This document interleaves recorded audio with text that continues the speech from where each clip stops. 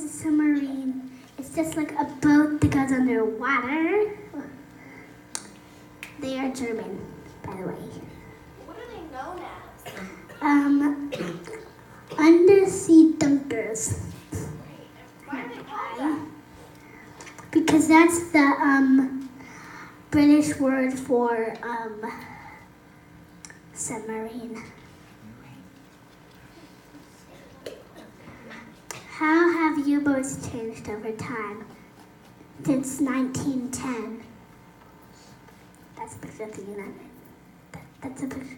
The one. Go back. That's the picture of the United. Next. This is the U-35.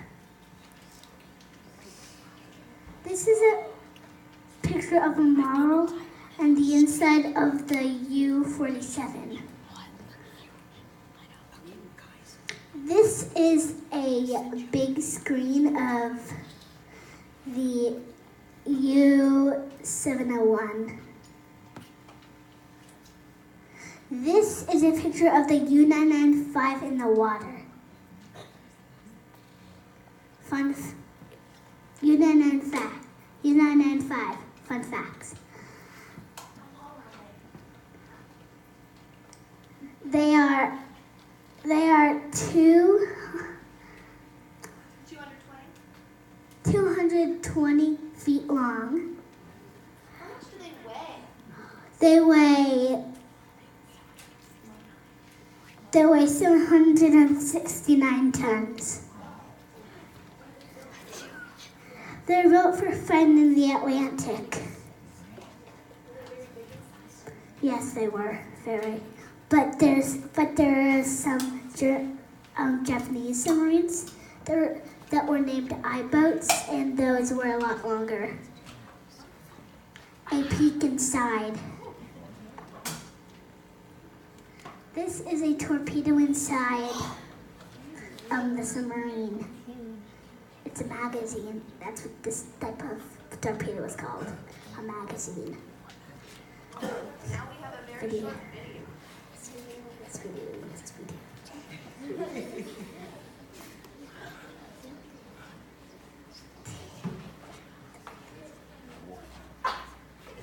Meanwhile, in Germany, big things were happening.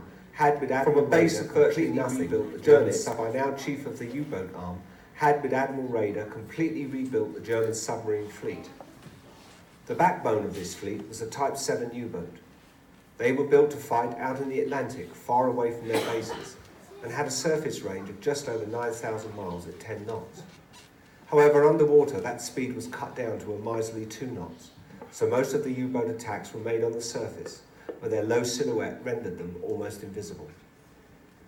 There are only 2 examples of these submarines left, and one, the U-995, can be seen near the German Submarine Museum at Le Beau. The U-995 started life at the Blaun and Voss shipyard and was launched in July 1943. Shortly after, she was badly damaged by Allied bombing and had to undergo major repairs before she could become operational. In her short career, the U-995 carried out 9 patrols, sinking 4 vessels, and on one of those patrols, her captain, Hans-Georg Hess, was awarded the Knight's Cross for a daring attack in Kirken Fjord. At the end of the war in 1945, Hess surrendered his submarine at Trondheim, and her crew were interned. The submarine should have gone to Britain, but was judged to... That part. Yeah.